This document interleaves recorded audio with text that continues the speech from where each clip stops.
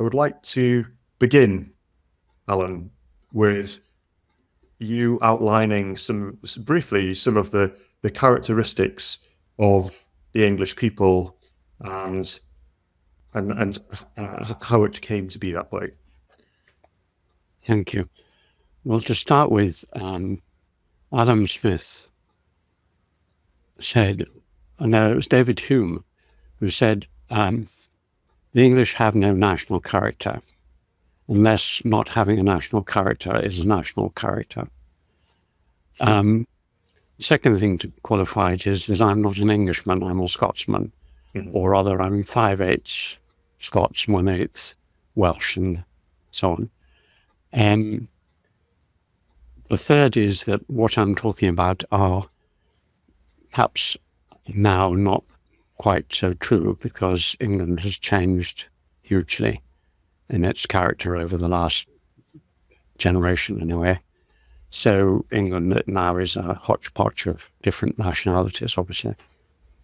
But sort of boiling it down to its essence of what I was describing in the 1970s, 80s,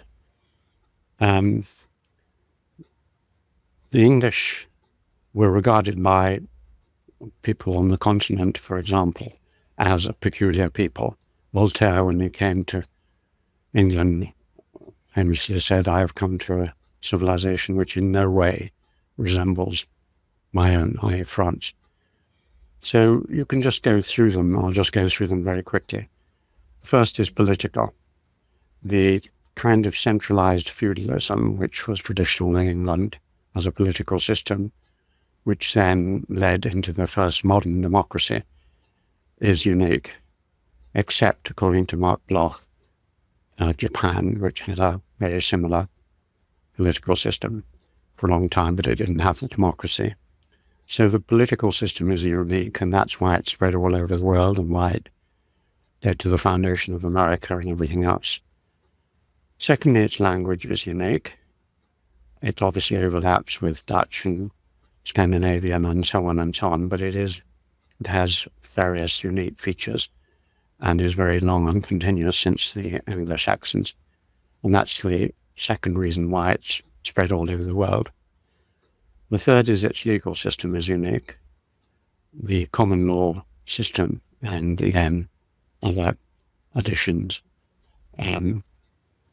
such as the system of trusts and so on, is unique, although obviously it was then taken to America and there's an overlap there, but it's totally different from the Roman law tradition of the continent. Its economic system is unique. It's the first capitalist society going back 1,000 years.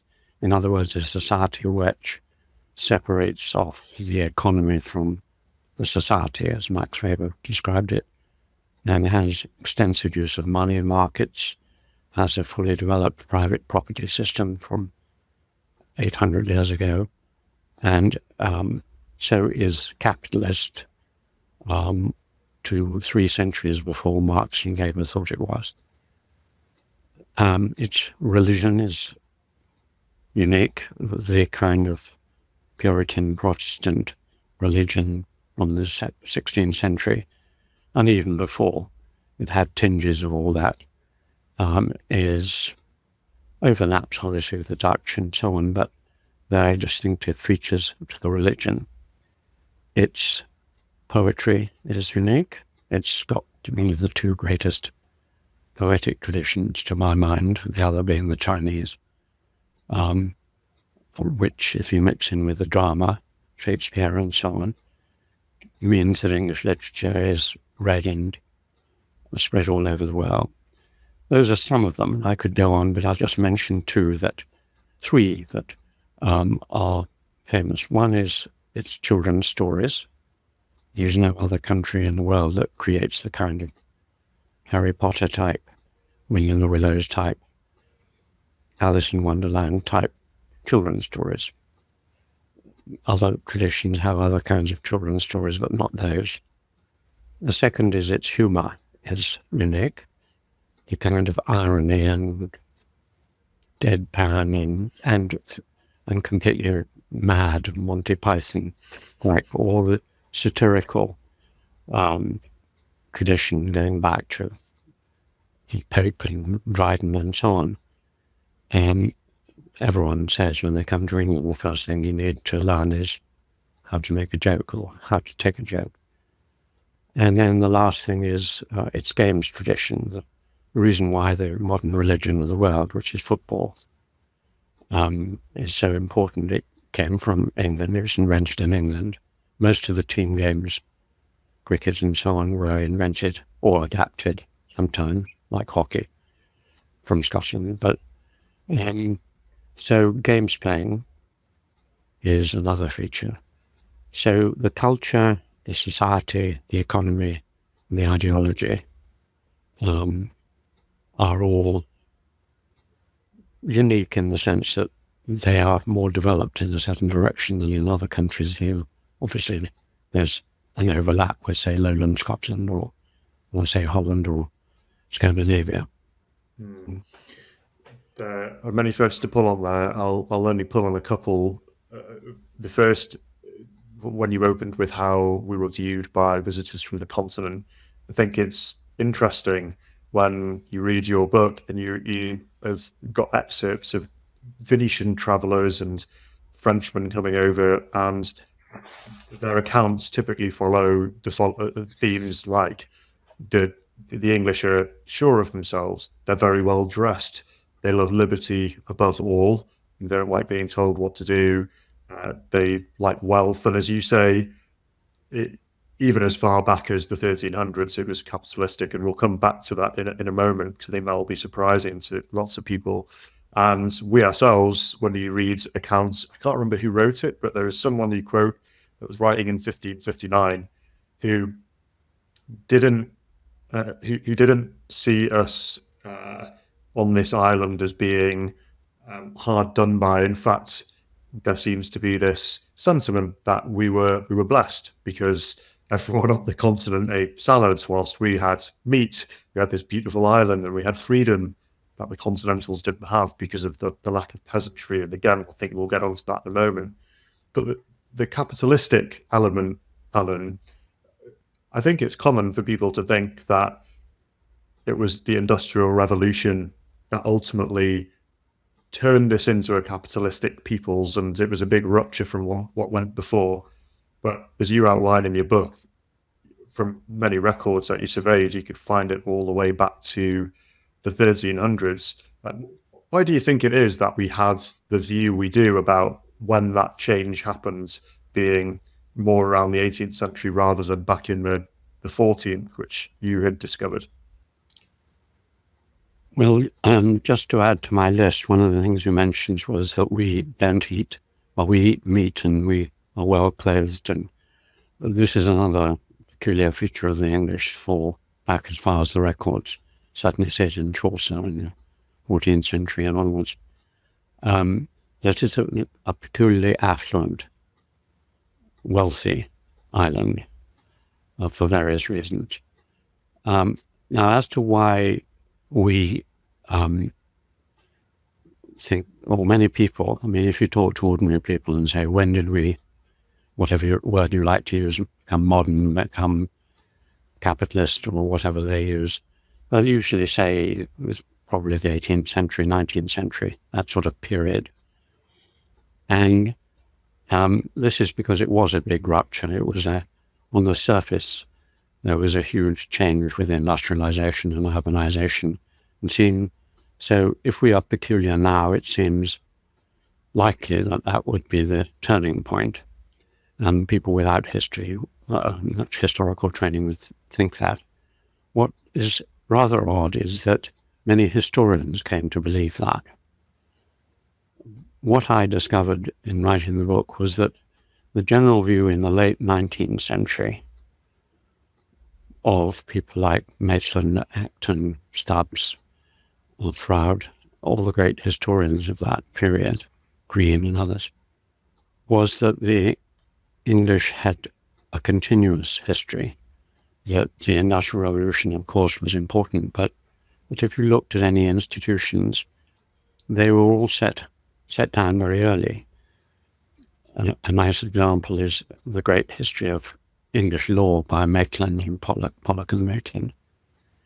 When does English law end? In other words, they are writing a great 2-volume history of English law.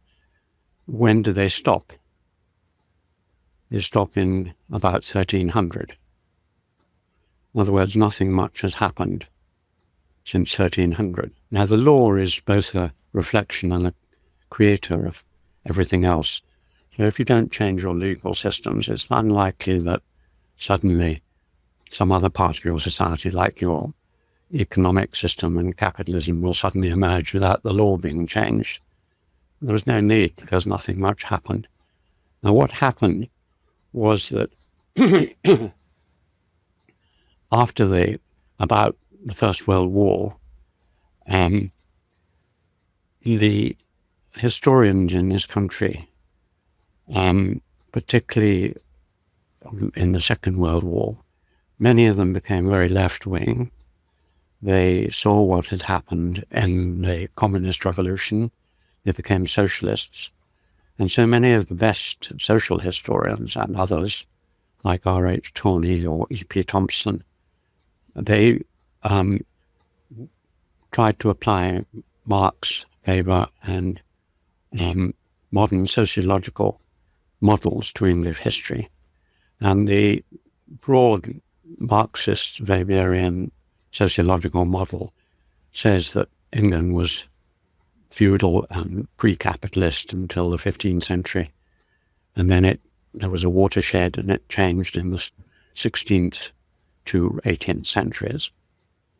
And this was reinforced by a strange thing, which is not easy to explain, but medieval history.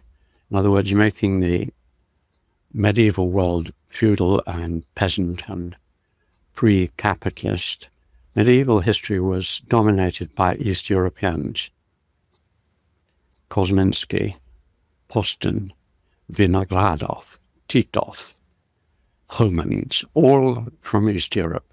And they were many of the leading historians of that time. And what they did was say, well, we know that people before the 15th century were peasant feudal. Where else? What is the mental model we have? And they're from East Europe. So they impose Russian peasantry or Polish peasantry or East European peasantries onto medieval England. And in other words, the paradigm shifts and creates a threefold Marxist model: pre-capitalist, transitional, capitalist. And I was taught all this at Oxford. I was taught by all the great social writers, E.P. Thompson, Eric Hobsbawm,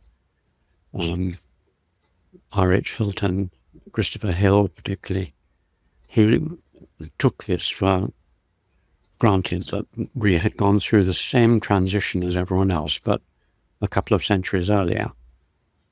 And so it was only through a set of chances, because if you have a paradigmatic breakthrough, as I think I created, for example, Lawrence Stone, who was another of these people, when he reviewed my book in the London Review of Books, said if Macfarlane is right, he is the Einstein of history.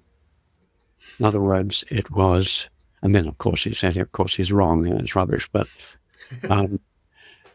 it was a hostage to fortune, because it turns out that many people think I was roughly right. To make that kind of breakthrough, you can't do it intellectually. It's an emotional and psychological break against what you've been taught about, against your teachers. It may well lose you your job. If I had remained a historian, for example, I probably couldn't have said this, because I would have never got a history job. But because I moved into anthropology, and I had a safe, secure place there, the historians could say, oh, well, he's not a historian, etc. So